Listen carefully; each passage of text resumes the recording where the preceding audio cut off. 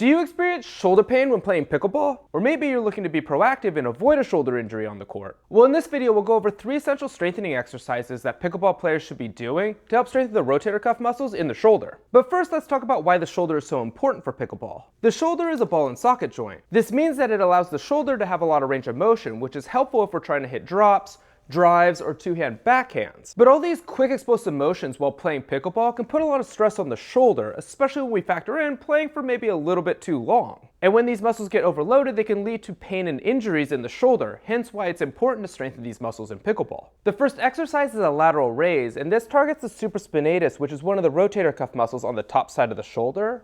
To perform, we want to stand on the exercise band with our thumb pointing up, and then slowly raise the arm up to about shoulder height. A key point to get more activation of the supraspinatus muscle is that instead of doing the lateral raise straight out to the side, we actually want to bring our hand forward just a little bit, so that way it's actually in line with the shoulder blade muscle on our back. Now, you might have heard to target the rotator cuff muscles that you need to use a very light dumbbell or exercise band to specifically target these small muscles. But that's actually a myth. What ends up happening is as you load the shoulder heavier, the amount of activation of those rotator cuff muscles just increases with the weight.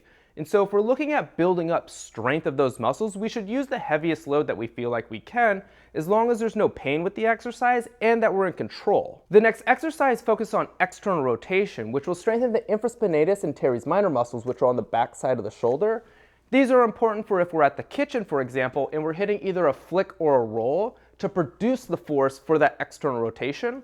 But if we're hitting a drive as well, those muscles actually have to decelerate the arm as we make contact with the ball. To do this, anchor an exercise band on the opposite side of the arm that you want to work, and then keeping your elbow next to your side, slowly externally rotate your shoulder out by moving your hand away from your body, and then slowly back to that original starting position. And finally, let's talk about internal rotation of the shoulder, which is all about generating force for both our overheads as well as our drives, and it's essentially the reverse of the last exercise that we just did. This time, anchor the exercise band on the same side of the arm that you're working. Start with your hand out to the side and then slowly pull the hand in towards your belly button, and then slowly back to that original starting position, focusing on being nice and smooth with the motion and not letting the band just pull you back to that starting position. So you might be wondering, well, how many reps and sets should you do? A great place to start is 3 sets of 10 reps for each of these exercises. But that recommendation depends on a bunch of different things, whether you've had a previous injury, whether you have a current injury, and what your general training history has been with the shoulder. So feel free to adjust the amount of reps, sets, and weights that you're using to whatever is best tolerated for the shoulder. These 3 exercises are a great way to start building up strength in the shoulder. If you want to see more exercises and more injury prevention tips,